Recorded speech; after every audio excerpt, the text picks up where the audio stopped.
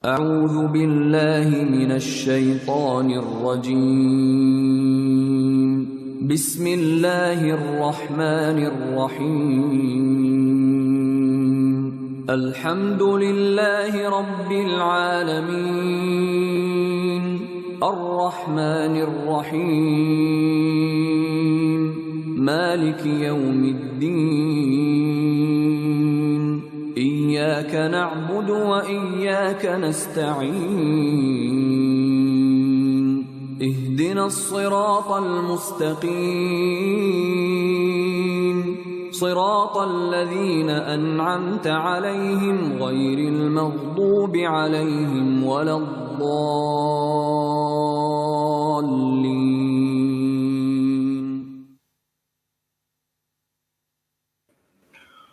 Salam bahagia dan terlebih dahulu kami di program Ruang Bicara dan di bernama TV khususnya ingin mengambil kesempatan ini untuk menyampaikan ucapan takziah kepada keluarga Allahyarham Datuk Seri Zulkifli Sembung yang telah pun kembali ke rahmatullah baru-baru ini, dan sama-samalah kita berdoa semoga Allah mencucuri rahmat ke atas rohnya. Amin.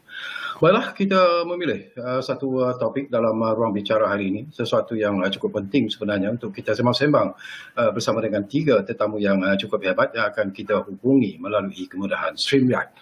Baiklah, topik yang kita pilih hari ini di ruang bicara ialah 100 tahun Piala Malaysia, dan tentunya lah mood ataupun peminat-peminat bola sepak di negara kita sekarang ini sedang menumpukan perhatian kepada kejuaraan Piala Malaysia ini, dan yang telah pun bermula, dan sudah semestinya lah semua pasukan yang layak untuk bertanding dalam Piala Malaysia ini mempunyai cita-cita dan juga harapan yang cukup tinggi untuk menjuarai Piala Malaysia, kerana Piala Malaysia itu dianggap sebagai kejohanan ataupun piala yang paling berprestis sebenarnya dalam arena bola sepak negara. Baiklah, tiga tetamu yang akan berkongsi pandangan dan juga pendapat berkaitan dengan isu ini. Kita ingin mengucapkan jutaan terima kasih kepada yang berbahagia Tuan Haji Ridwan Abdullah yang merupakan bekas pemain Selangor. Assalamualaikum Tuan Haji. Waalaikumsalam Tuan Haji. Sehat ya Tuan Haji? Alhamdulillah. Jadi antara pemain ataupun bekas pemain yang cukup cemerlang bila kita bercakap tentang Piala Malaysia, tak kurang daripada 7 kali sebenarnya ya Tuan Haji sendiri menjulang Piala Malaysia bersama dengan pasukan Selangor. Jadi satu sejarah yang cukup menarik sebenarnya untuk kita kongsikan bersama dengan peminat ataupun penonton-penonton ruang bicara hari ini. Baik, kita juga ingin mengucapkan jutaan terima kasih kepada seorang lagi tetamu iaitu yang berbahagia Encik Abdul Hafiz Ahmad yang merupakan wartawan Bebas News. Hafiz, apa khabar? Baik, terima kasih. Alhamdulillah. Sehat ya? Sehat. Okey. Dan kita adalah seorang lagi tetamu yang juga saya anggap sebagai teman saya sebenarnya pada satu ketika, tetapi sampai sekarang pun dia masih lagi merupakan sahabat baik saya. Jadi terima kasih kepada Tuan Haji Zainal Abidin Raub yang merupakan pengguna sukan yang sudah tidak asing lagi. Haji Zainal, apa khabar? Alhamdulillah, terima kasih banyak bos. Undang saya untuk menyertai program ini. Dan juga Assalamualaikum kepada Haji Ridu dan juga saudara Hafiz. Salam. Sahabat karib lama kedua-duanya. Baik, ini satu topik yang macam saya cerita tadilah ataupun saya sebut tadi, ia merupakan satu topik yang sebenarnya diketahui oleh orang ramai, tetapi mungkin ramai yang tak mengetahui Tuan Haji Ridwan bahawa ianya sudah pun berusia 100 tahun, dan kalau kita nak ukur usia 100 tahun itu memanglah ianya dianggap antara kejuaraan yang paling lama sebenarnya yang dipertandingkan. Jadi pengalaman Tuan Haji sendiri bila kita cakap tentang Piala Malaysia itu, apa yang sebenarnya yang berada dalam hati kecil Tuan Haji daripada dulu sehinggalah ke detik ini sebenarnya Tuan Haji? Kalau kita lihat pada masa dulu, ialah piala ni ialah satu piala agung pada kami semua, pada setiap negeri di Malaysia. Itulah satu piala yang diagung-agungkan, dan itulah satu piala yang ingin dicapai oleh tiap-tiap pasukan di Malaysia. Dan masa itu ialah satu pertandingan yang baik, dan ia melahirkan banyak pemain-pemain yang betul-betul berkualiti, dan banyak pemain-pemain yang itu dilahirkan dari mereka yang bermain di Piala Malaysia. Okey, itu pandangan ringkas daripada Tuan Haji Ridwan. Kita juga nak dapat pandangan Hafiz sendiri. Kalau kita imbas kembali Hafiz kepada sejarah Piala Malaysia itu. Macam saya sebut, dia mempunyai sejarah yang cukup panjang sebenarnya. Jadi Hafiz sendiri barangkali boleh berkongsi sesuatu yang menarik daripada sejarah Piala Malaysia itu. Mungkin untuk pengetahuan penonton-penonton kita. Hafiz? Okey, sejarah Piala Malaysia ni memang hebat lah. Dia memang satu yang berprestij. Tahu bila asal dikenalkan pada 1921 sempena nama sebuah kapal HMS Malaya yang berlabuh di Malaysia, di Tanah Melayu ketika itulah. Dan Ada gangguan sedikit. Apa ni Hafiz? satu sepak dan rugby ya. Ya. Jadi untuk telah mendermakan 2 piala untuk bola sepak dan rugby. Dan ketika itu kita telah menyaksikan ramai pemain yang hebat dari era 20-an, 30-an hingga Alah Baru ni. Ya. Kalau boleh saya sebut tu memang agak panjang nama antaranya Muqtada Hari lah.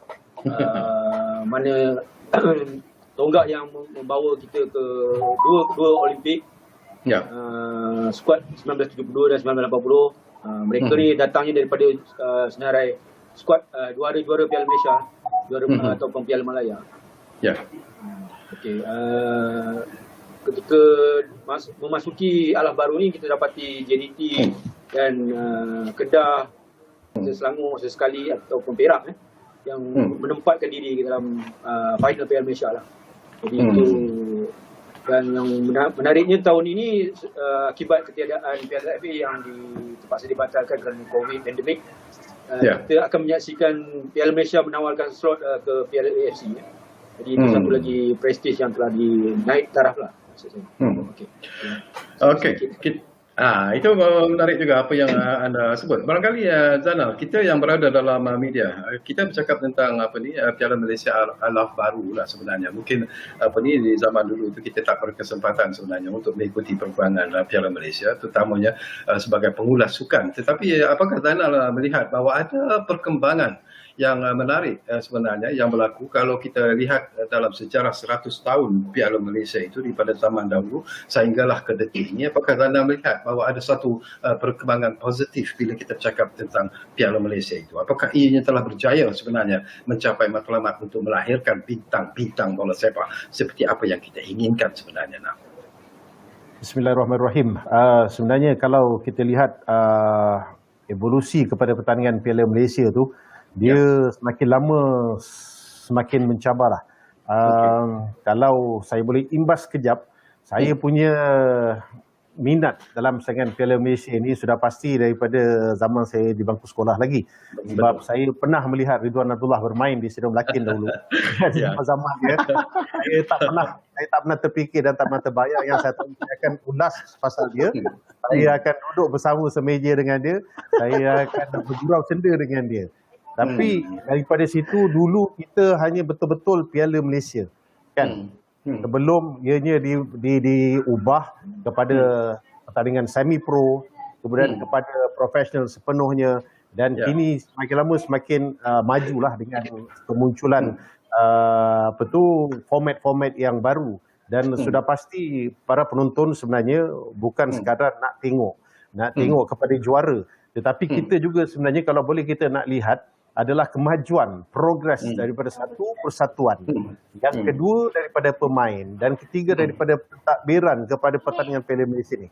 Apakah kita masih bersetuju, masih lagi selesa dengan apa yang kita perhatikan daripada dulu, dan kita tak pernah melihat kepada perkembangan bahawa Piala Malaysia ini sewajarnya kita akan habis sebagai tournament tu, kita akan terus menjulang seorang ataupun dua pemain yang akan menjadi idaman kita. Kita akan berbual tentangnya untuk tempoh 3-4 minggu sebelum memasuki musim yang baru. Jadi inilah yang sebenarnya yang kita nak lihat dalam persaingan Piala Malaysia yang sebenarnya. Bukan sekadar masuk final, penyokong tim A datang, penyokong tim B datang seawal pukul 3-4 petang, masuk ke stadium, masa start game, kita dah penat, kita tak boleh nak bersorak lagi. Habis game kita balik, semuanya terlepak. Tak tahu apa yang sebenarnya kita achieve dalam pertandingan itu. Itulah yang saya mahukan sebenarnya. Saya nak melihat sekarang ni kita dah masuk 2021. First final Piala Malaysia untuk saya, Encik Sukawi, ialah pada tahun 1983.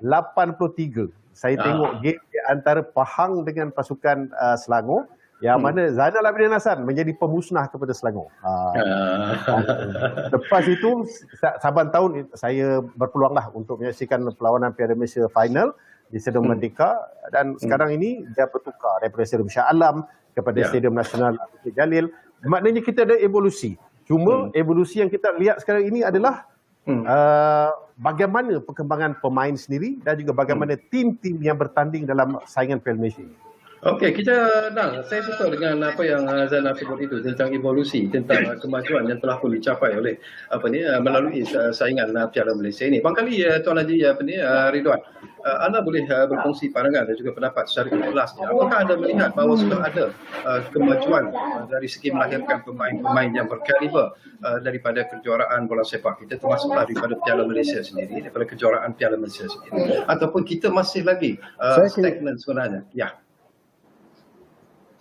Yang pentingnya kejuaraan itu ialah salah satu menunjukkan tanda aras peningkatan seseorang pemain itu bermain.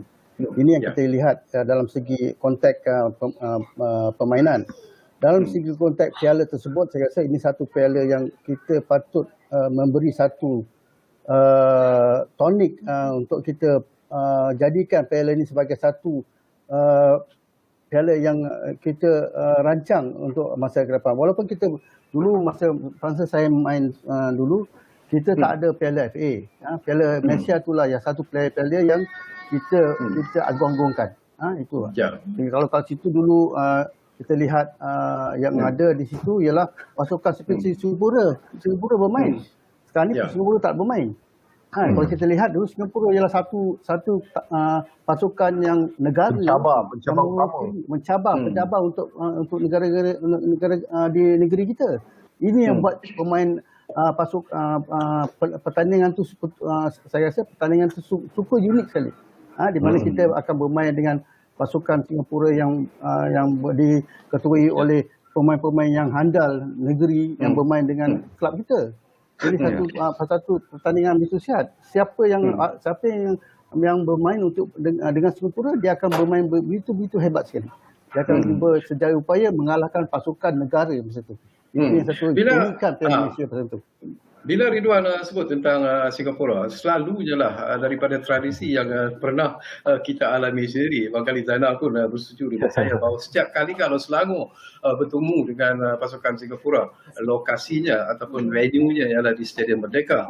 Daripada tengah hari pun orang dah start masuk ke Stadium Merdeka untuk mencari tempat yang paling selesa dan sebagainya. Pengalaman Ridwan sendiri bila Selangor bertemu dengan Singapura, mood pemain-pemain, penyokong-penyokong itu terlalu luar biasa bagi saya. Apakah Ridwan merasakan bahawa mungkin kebelakangan ini semangat dan mood itu tidak setinggi seperti apa yang pernah berlaku semasa zaman Ridwan? Saya tengok memang kalau kita lihatkan pada masa dulu, Singapura ialah satu tentangan. Kita perlu ada beri tentangan yang hebat pada Singapura. Kalau anda katakan masa itu Selangor pernah bermain 4 kali final dengan Singapura. Kita hanya kalah sekali saja. 4 kali dengan Singapura, kita kalah sekali. Itu pun di saat akhir mereka menjaringkan gol. Tapi kalau kita kalah dengan Singapura, memang satu bencana untuk negeri Selangor pada masa itu. Saya masih ingat antara final yang terbaik yang saya pernah saksikan antara Singapura dengan Selangor ni adalah ketika Selangor ketinggalan 2-0. Lepas tu second half So Chin Am menjadikan gol free kick daripada tengah padang yang membangkitkan comeback dari pasukan Selangor yang akhirnya menang dengan 4-2 dalam game tersebut. Itu antara final yang cukup klasik pada saya lah. Hafiz, pengalaman anda sendiri bila kita cakap tentang kewujudan pasukan Singapura dalam Piala Malaysia ketika itu? Saya agak kurang bernasib baik lah ketika saya memasuki kewartawanan pada 1997 dan akhir 90-an tu. Ketika tu sebelum tu saya mengikutinya sebagai peminat lah. Jadi mengikutinya sebagai wartawan tu Singapura dah tak ada dalam kancah Piala Malaysia. Jadi tapi saya menontonnya melalui siaran hitam putih RTM dulu.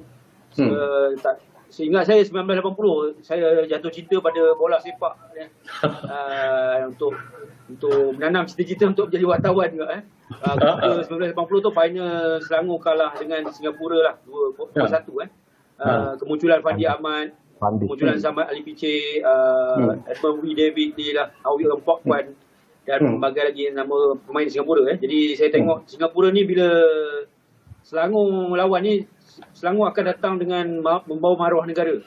Jadi malah kalau kita tengok Pulau Pinang ketika menentang Singapura dalam perlawanan akhir 1977 dia juga membawa nama negara. Jadi untuk menentang sebuah pasukan Singapura yang bertaraf antarabangsa, jadi satu tugas yang amat besar lah, satu tugas yang mencabar dan satu tugas yang menguji kehandalan mereka dan sejauh mana kehebatan mereka tidak boleh dianggap jaga kampung lagi lah. Kalau berlawan dengan Singapura ni, mereka harus menjadi sebuah pasukan antarabangsa. Itu yang saya nampak lah bila epic ataupun pemusuhan perseteruan Singapura dan Selangor dalam Piala Malaysia. Termasuk pasukan negeri lain seperti Pulau Pinang, Perak yang pernah menewaskan Singapura dalam Piala Malaya ataupun Piala Malaysia. Zainal, sesuatu yang menarik juga lah saya nak kongsi pandangan anda sebagai seorang bekas ataupun masih lagi lah merupakan pengguna sukan dan anda masih lagi mengikuti perkembangan bola sepak dengan begitu mendalam sekali. Kalau kita lihat zaman ialah kita bercakap tentang zaman Ridwan sebagai satu contoh yang cukup baik lah. Zaman tu pemain-pemain yang mewakili setiap negeri itu adalah pemain-pemain yang memang bersemangat tinggi dan mereka tidak pernah memikirkan untuk berpindah ke negeri lain kecuali kalau terpaksa dan sebagainya. Jadi apakah anda melihat bahawa semangat jitu di kalangan pemain-pemain yang telah bermain dengan begitu lama dalam satu pasukan yang tidak memikirkan tentang laba yang akan diterima dan sebagainya, itu sebenarnya yang memberikan semangat yang luar biasa kepada pemain-pemain ketika itu. Pandangan Zainal jika dibandingkan dengan sekarang. Apabila mereka bermain pada zaman tersebut, mereka totally amateur. Mereka adalah pemain-pemain amatur yang memang bergantung kepada kerja hakiki mereka di sebelah siang. Di sebelah petang mereka turun pergi training dan malam mereka ada game untuk negeri mereka. Jadi semangat kenegerian mereka ketika itu adalah terlalu tebal. Jadi apabila sudah pun berubah, zaman berubah tu dengan tawaran lumayan untuk berhijrah daripada satu tempat ke satu tempat, ke satu negeri ke satu negeri, sekaligus suasana itu sudah hilang. Saya masih ingat lagi ketika bersama-sama dengan skuad pelapis KL dulu Hashim Marman datang dari Melaka, Saidin Osman datang daripada Perlis. Masa itu Fandi, Malik Awab dan negeri kiri kanan dah memang mewarnai skuad KL, dah memang cukup power dah. Tapi pasukan KL masa itu juga dengan kemunculan Sherbagit Singh yang meninggalkan Johor menjadi pemain KL. Di situ dia punya semangat kenegerian tu sikit sebanyak terluntur. Dan apabila penghijrahan demi penghijrahan, kemasukan daripada pemain-pemain luar tu dia telah menimbulkan sikit lah. Tapi kita kena ikut kepada perkembangan semasa. Di mana selepas itu bola sepak telah menjadi mata pencarian utama kepada segelintir pemain. Jadi apabila FAM memperkenalkan pertandingan semi-pro bermula pada tahun 1989, tapi sebelum itu kalau Cik Kawi ingat 87 dah mula. Itu sebagai 87-88 tu dianggapkan sebagai testing ground. 89 baru secara betulnya. Jadi mereka dah rasa bahawa tak payah kerja kot. Kita main bola saja pun boleh menampung kehidupan kita. Sedangkan mereka sebenarnya tak lihat daripada jangka panjang bahawa karier mereka ini hanya lebih kurang antara 10 hingga 12 tahun sahaja. Tetapi saya nak melihat kalau boleh sekali lagi ada semangat yang tinggi yang ditunjukkan, bukan setakat semangat kenegerian, tetapi adalah semangat untuk mereka betul-betul dalam final. This is a final. Ini adalah perlawanan yang akan diingati oleh setiap penonton yang datang menyaksikan final Piala Malaysia, Cik Syikawi.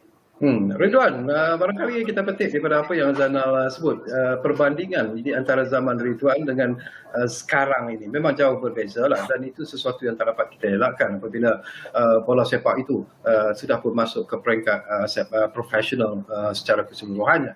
Tetapi zaman Ridwan kita nak tahu jugalah Ridwan, masa main dengan Selangor dulu, gaji yang dibayar, laba yang diterima tu berapa sebenarnya ketika itu?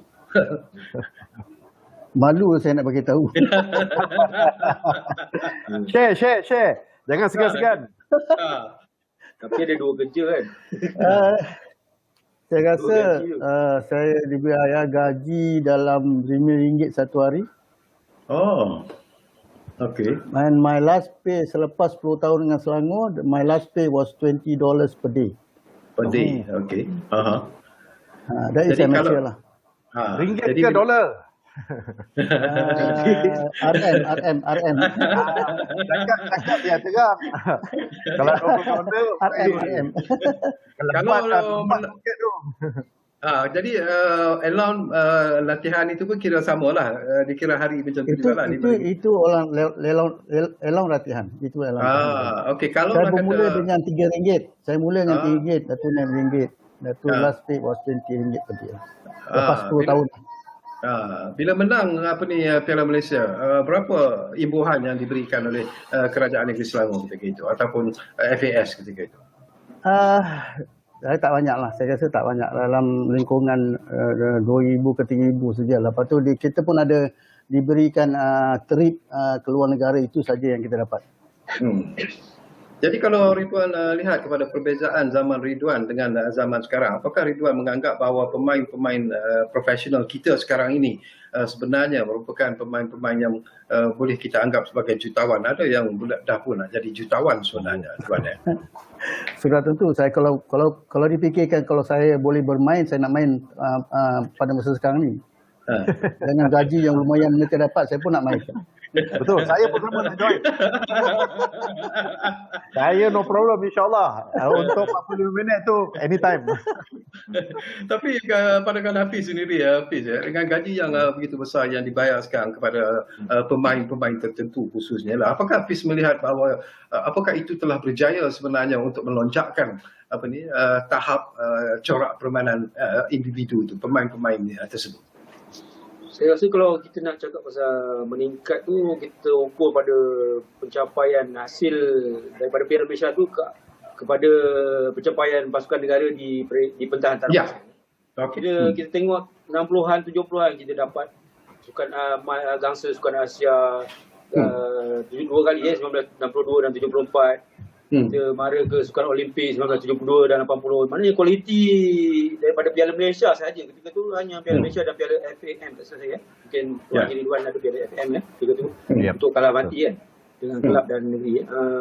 Dan hanya 2 pertandingan kita boleh dapat sampai ke Piala Mas Raja-Raja Fiz, jangan lupa. Malaya menjadi Harimau Asia. Tapi bila masuk ke 90-an, kita hanya taraf kita sukan C ataupun Pesta Bola Merdeka lah kalau jemputan perjuangan jemputan yang kadang-kadang bukan ada pasukan utama pun hantar yang berlawan dengan pasukan negara. Kemudian sukan C itulah pingat emas yang 1989 dan 2001 dan itulah dalam era yang kemudian yang semi pro tu 77. kemudian kita dapat Piala AFF 2010. Jadi saya tengok peningkatan dengan tak setara dengan kadar gaji yang mereka terima lah. Sepatutnya bila pendapatan lebih kerja awak ialah bermain bola dan hidup bola, makan bola dan tidur bola. Jadi hasilnya patut lebih berkali ganda.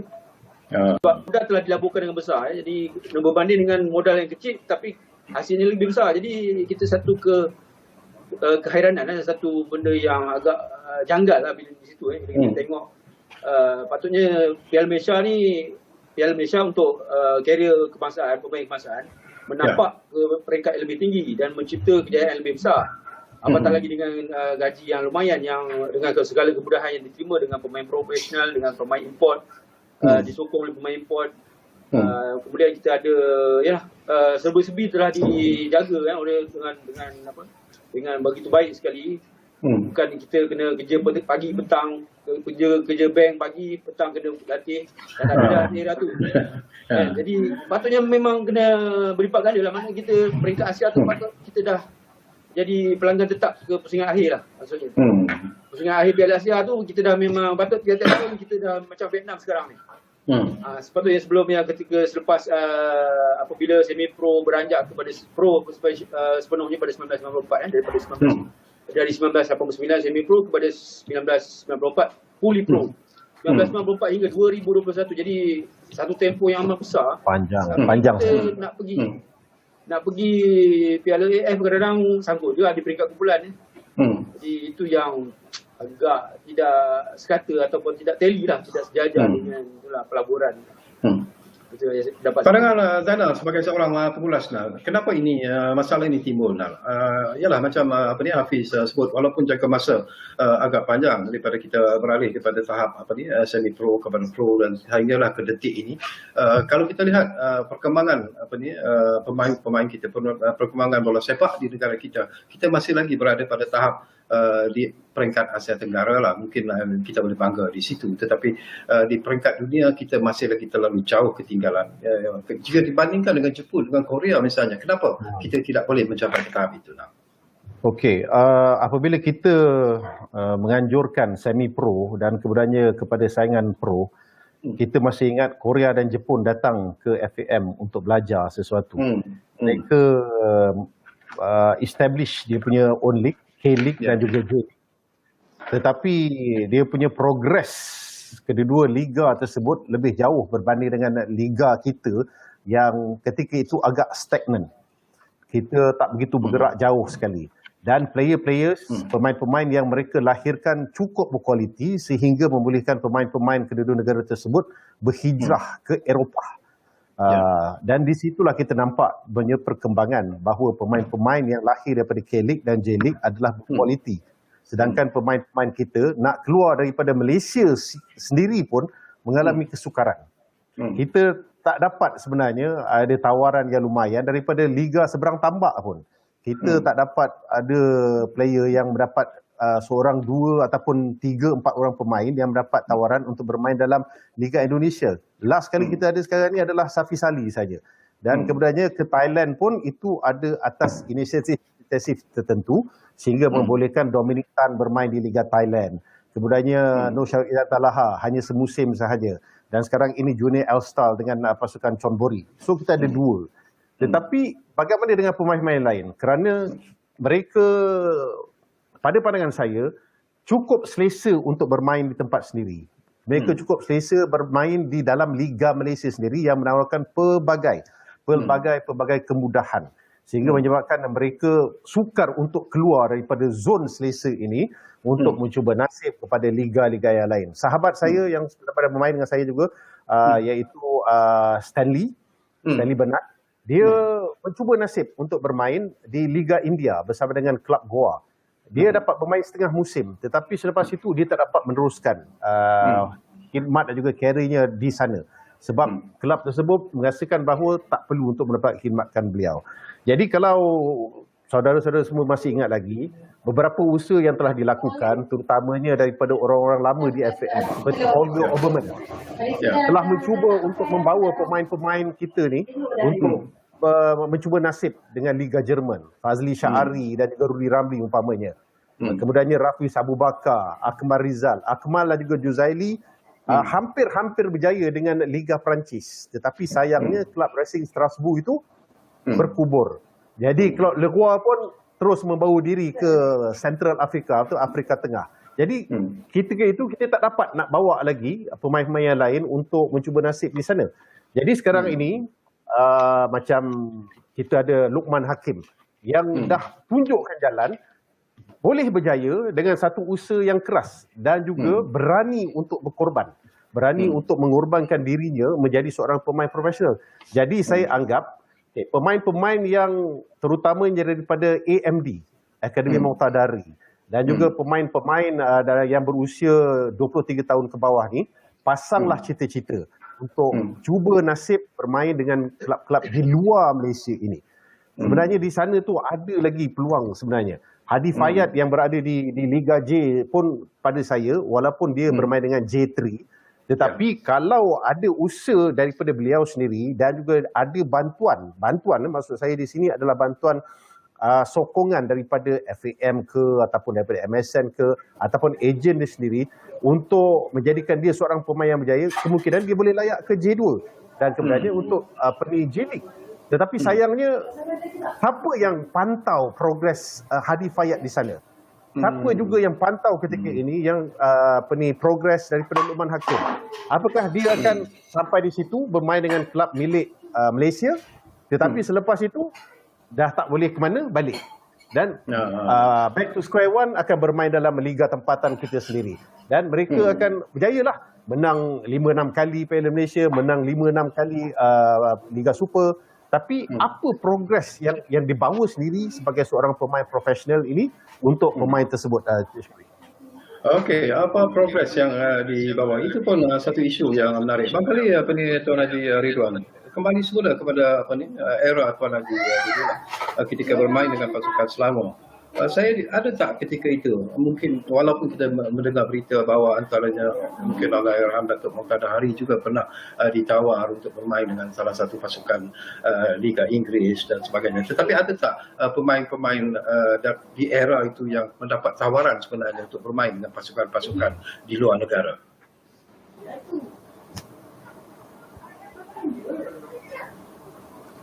Kalau nak katakan tawaran yang diberikan oleh ada, tapi tak nampaknya tak konkret kita banyak daripada lepas saya lihat masa lawan PSS dan melawan Merdeka, dia telah menjadikan satu gol dengan dan satu jaringan yang baik dengan Kuwait.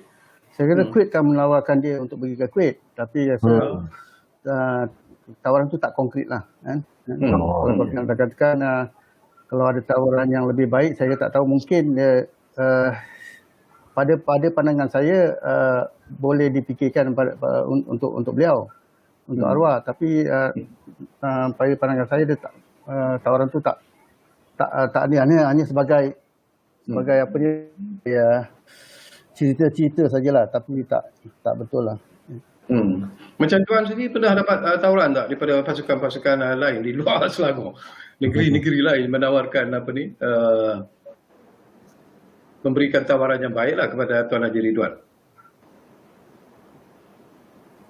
Kita pernah dengar Cik Sekawi pasal tawaran daripada kelab Arsenal untuk Datuk Mohtadari kan.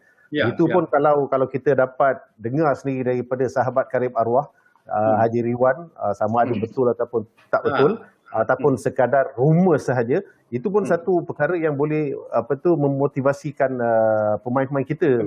Ya. Itu memang betul lah Tuan Haji, ketika Allahyarham Datuk Mokhtar Hari mendapat tawaran tersebut. Is it a genuine tawaran yang genuine ketika itu? Mungkin Haji ya.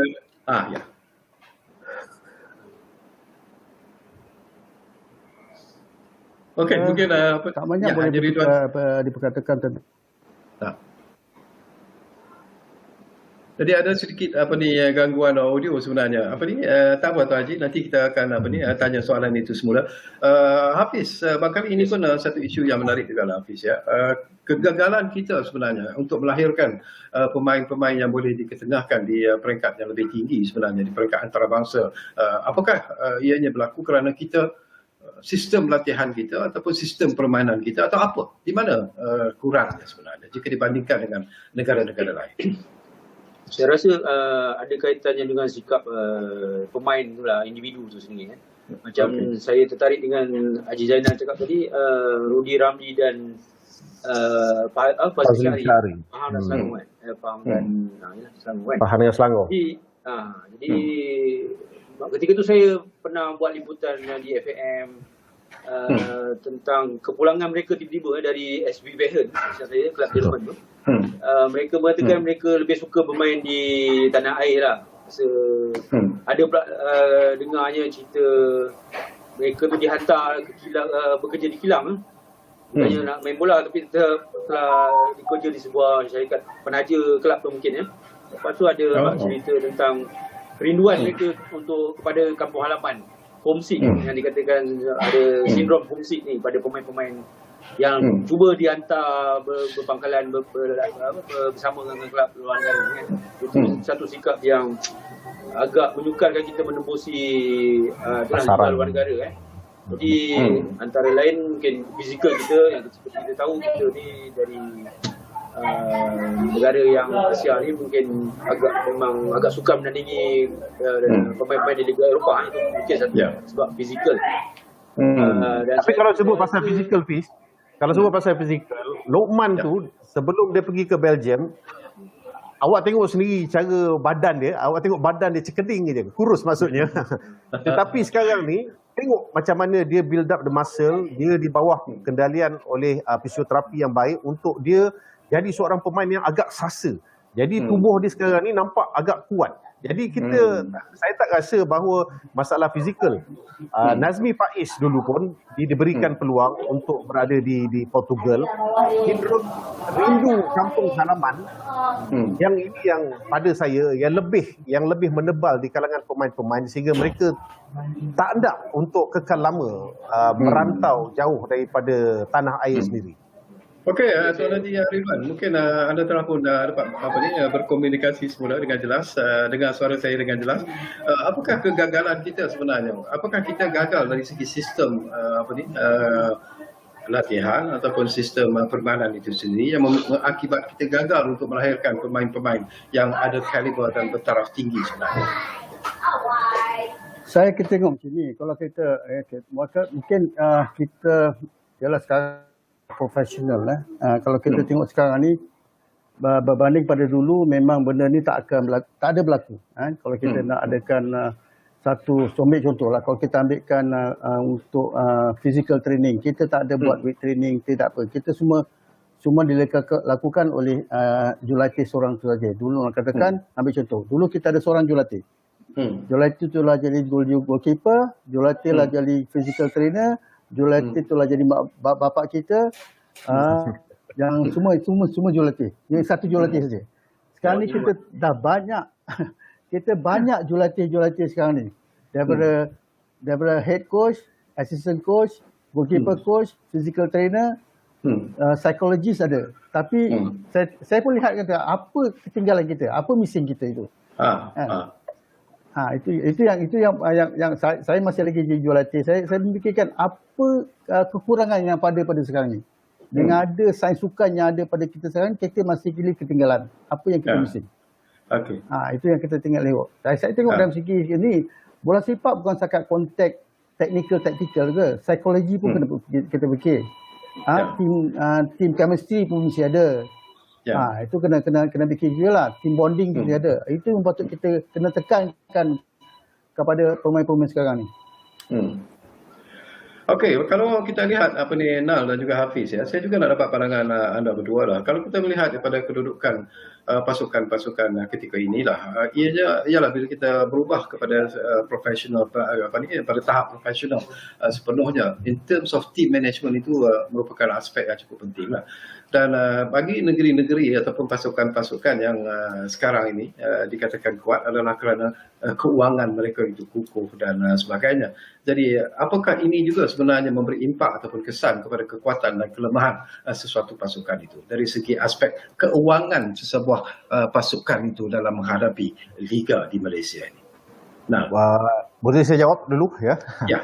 Sekarang ni liga kita, tim-tim kita ni kalau diperhatikan, kita kena akui wujudnya antara 2-3 darjat. Pasukan yang betul-betul ada kedudukan kewangan yang kukuh, yang memang tak boleh disangsikan lagi, yang terletak di selatan tanah air, JDT, dengan ada pelbagai keistimewaan yang mereka ada. Sementara ada pasukan-pasukan yang sedang mencuba, seperti pasukan Terengganu dan juga pasukan Selangor. Dan kemudiannya ada tim-tim yang sebenarnya kais pagi makan pagi, kais petang makan petang. Apa bajet yang ada, itulah yang mereka gunakan. Mujur, tuan-tuan sekalian, kita tidak menyaksikan ada pertandingan Piala Belia dan juga Piala Presiden. Kalau tidak, lagi tenat kepada pasukan-pasukan ini, terutamanya untuk mengendalikan pasukan-pasukan belia ini. Jadi dalam keadaan macam ini, kebergantungan kepada kerajaan negeri ini sebenarnya juga telah menebal sekian lama daripada zaman saya rasa Haji Ridu main lagi, dan tak boleh nak lari daripada stigma itu yang menyebabkan tiap-tiap tahun akan ketuk pintu MB minta minta peruntukan. Kalau MB kata tak nak lah. Contoh kita lihat pasukan Perlis habis, bungkus, tutup, halas. Dah tak ada dah tim tu. Sebab apa? Kerajaan negeri tak nak support. Saya khawatir perkara ini akan berjangkit kepada persatuan-persatuan yang lain yang juga, kan kita tengok Perak. Apa jadi? buat pertama kalinya jatuh kepada saingan Liga Perdana, dan kemudiannya pasukan Perak 2 terpaksa dibubarkan.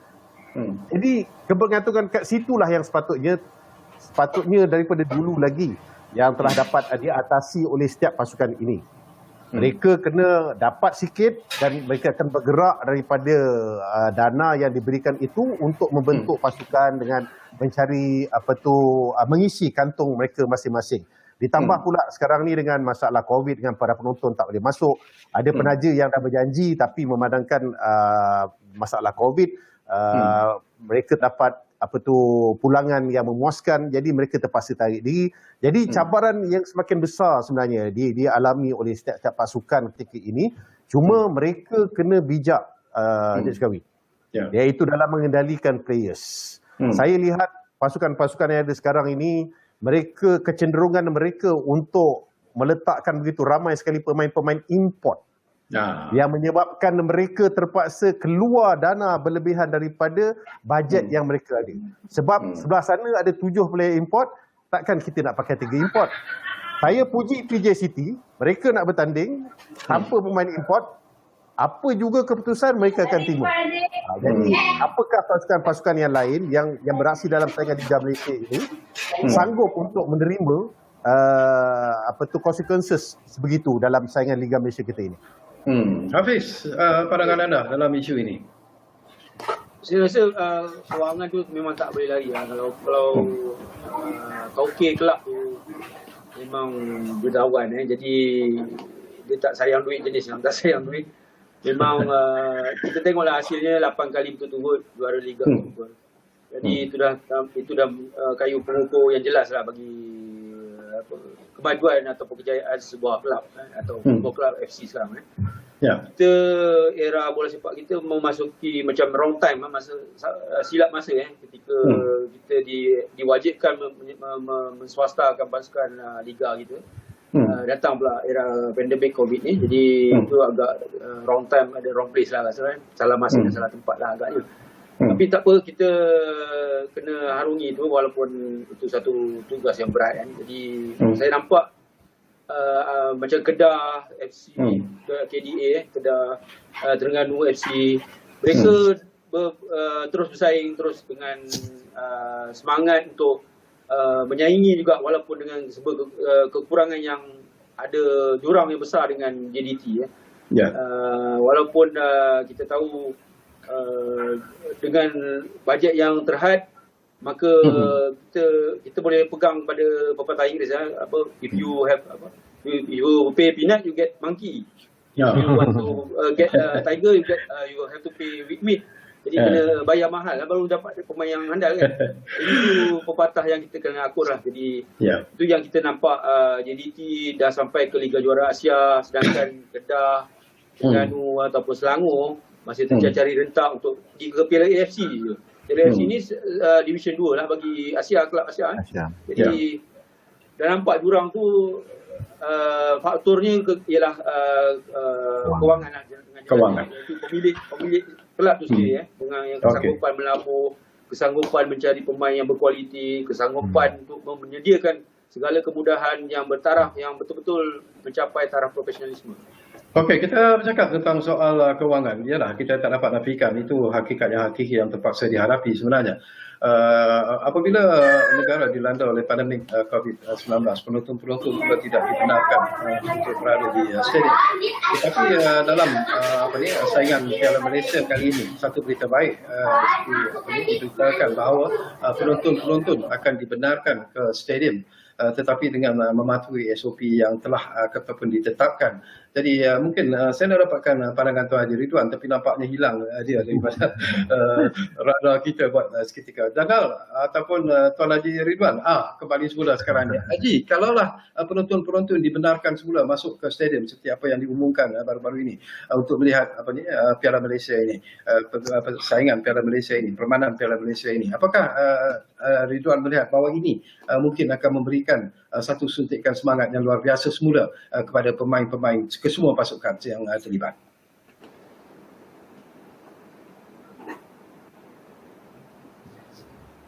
Ridwan mungkin tak dapat.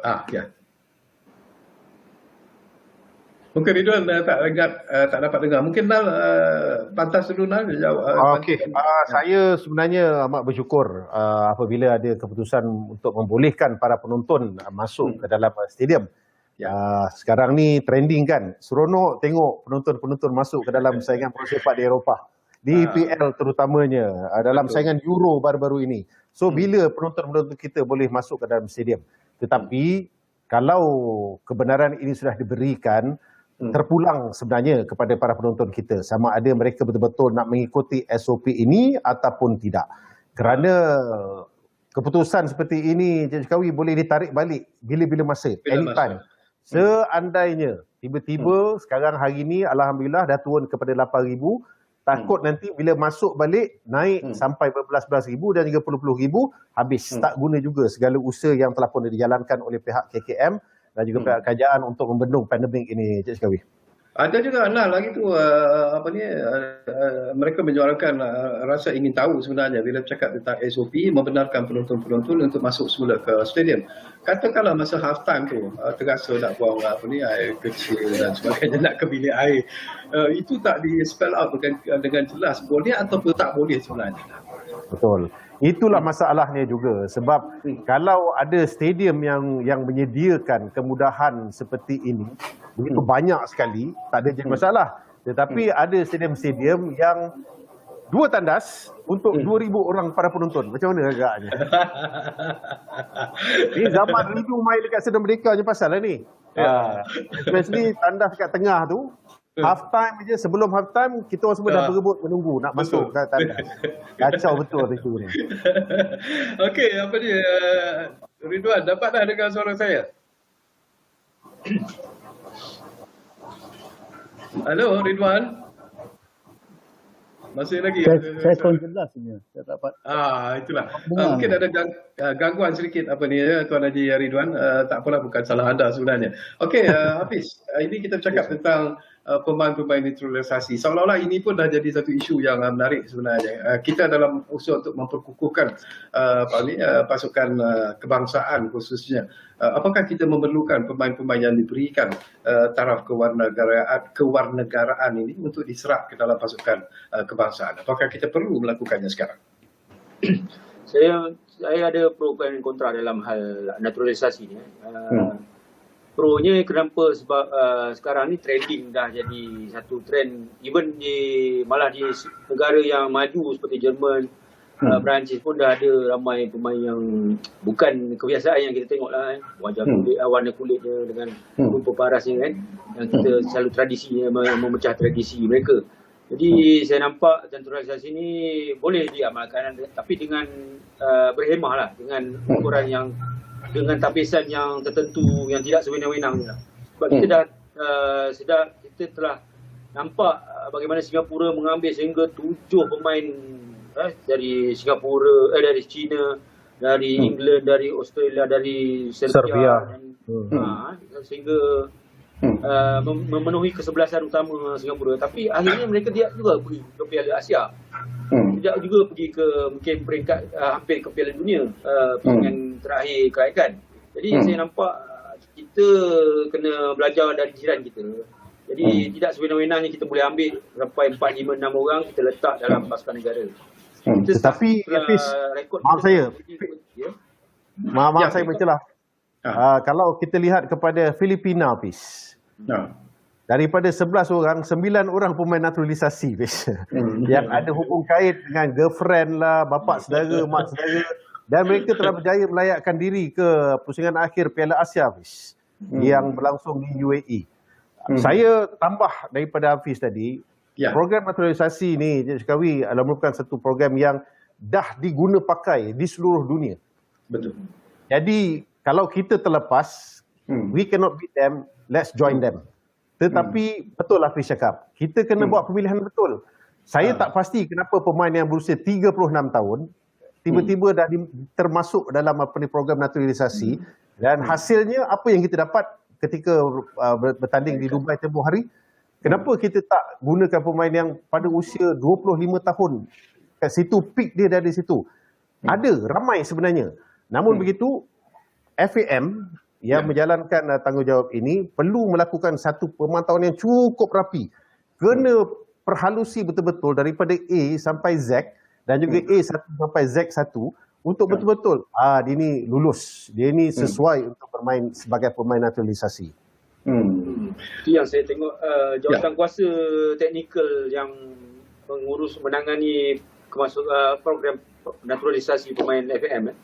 Tengok, saya harapkan keanggotaan jawatan kuasa itu sepatutnya daripada kalangan bekas pemain. Betul. Pemain yang berkaliber, yang berpengalaman, yang ada pencapaian, yang ada sejarah yang besar. Betul. Sepatutnya lah. Tapi saya tak nampak keanggotaan jawatan kuasa yang berkenaan itu dalam yang seperti saya cakap. Jadi macam mana kita nak pilih pemain yang wajar kalau orang yang arif, orang yang pakar, orang yang bukan dalam bidangnya berada di situ. Itu satu persoalan. Sebenarnya banyak jawatan kuasa yang perlu untuk kita menggunakan kepakaran dan juga pengalaman bekas-bekas pemain ini. Hargai mereka kerana kurang-kurangnya daripada 10 pendapat mereka, mungkin 6 ataupun 5 pendapat tersebut boleh digunakan pakai untuk kebaikan bola sepak dan juga pasukan kebangsaan.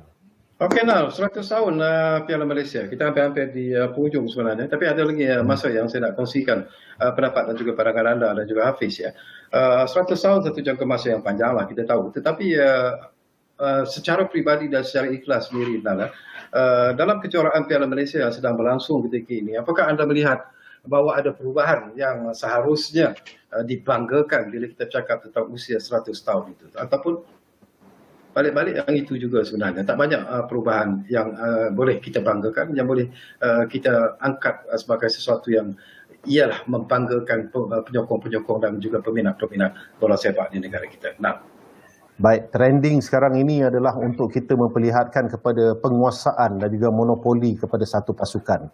Kita tak boleh salahkan mereka sebab mereka betul-betul bersedia daripada A sampai Z. Mereka bersedia daripada luaran dan juga dalaman untuk mengungguli saingan Liga Malaysia ini. Sekarang ini terpulang kepada pasukan-pasukan pencabar untuk memberikan cabaran kepada JDT untuk menjadikan pertandingan ini satu pertandingan yang meriah lah. Bukan, kita tahu bahawa di final JDT dah layak. Kita nak tunggu sekarang ni siapa lawannya itu. Tapi kita nak lihat sebenarnya apabila masuk ke peringkat kalah mati, ada satu saingan yang sengit daripada home game dengan away games. Kemudiannya barulah kita lihat kemunculan pasukan ini betul-betul bahawa mereka nak pastikan bahawa menamatkan saingan pada musim 2021 dengan berjaya, iaitu dengan memenangi Piala Malaysia. Saya harapkan cabaran dan juga competition ini akan lebih positif daripada semua pasukan. Ya, Tuan Najib Ridwan, dah dapat dengar suara saya ataupun masih lagi hilang dari radar kami ketika ini? Saya dah dengar. Saya dengar sekarang. Okey, kita Alhamdulillah. Kita hampir-hampir di penghujung, Tuan. Kita cakap tentang 100 tahun Piala Malaysia. Piala Malaysia dah pun bermula untuk tahun yang ke-100 ini. Jadi setakat ini pasukan-pasukan yang Ridwan melihat sebenarnya ada potensi, ada saingan yang menarik berlaku sebenarnya. Jadi mungkin kita boleh kongsi kepada pandangan anda sebagai seorang bekas pemain. Saya tengok dalam first round ni ada pasukan seperti di Liga Premier pun ada satu pencabar. Saya tengok sini Sarawak United pun telah memberi cabaran kepada pasukan-pasukan Liga Super. Ini satu pertanda yang begitu baik untuk pasukan Liga Premier. Di sini saya lihat pasukan Liga Super pun mencongak-congak kedudukan. Kalau kita tengok di Pahang pun dah mula tidak menunjukkan taring dia. Di masa satu ketika itu Pahang ialah satu pasukan yang kita anggap satu pasukan mencabar. Dan pasukan seperti Kedah pun dah mula hilang taring dia dalam masa yang terdekat ni.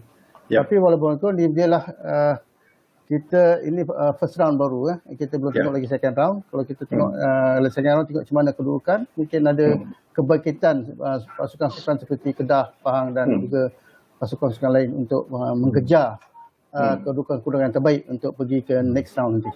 Okey, Hafiz, 1 minit masa yang ada, Hafiz. Anda juga membuat ramalan pasukan mana sebenarnya yang mungkin akan memberi saingan kepada pasukan yang Zana sebut tadilah, JDT terutamanya.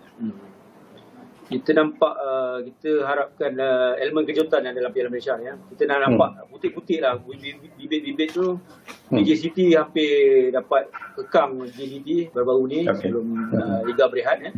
Kita nampak Penang FC dikejutkan Sarawak United. Kita nampak Selangor juga belum dapat rentak, masih lambat panas, masih dalam bergelut Jadi kita mahukan trend ni berterusan lah, bukan one shot. Orang tu macam tiba-tiba je sekali je, tiba-tiba tak sengaja berlaku kan. Kita mahu berterusan, kita mahu ada pasukan Gergasi ni dia tak boleh sewenang-wenangnya menang 3-0, menang besar berteluri gol. Kita tak mahu betul tu one man show, kita tak mahu lah. Kita nak Piala Malaysia persaingan yang sihat, sesuai dengan prestisnya, sesuai dengan 100 tahun ni yang makin lama makin pekat santainya lah. Maksudnya gitu kan. Mana makin hebat lah. Kita nak tengok macam saya bersetuju dengan Tuan Haji Zainal cakap, kita tak mau kita boleh ramalkan siapa yang pergi final lah. Kita nak tengok sampai ke last perlawanan tu, perlawanan ketika peringkat kumpulan ni, kita nak masing-masing bergelut sampai siapa nak dapat top 2 position ke skuad akhir dan seterusnya ke peringkat kalah mati seterusnya.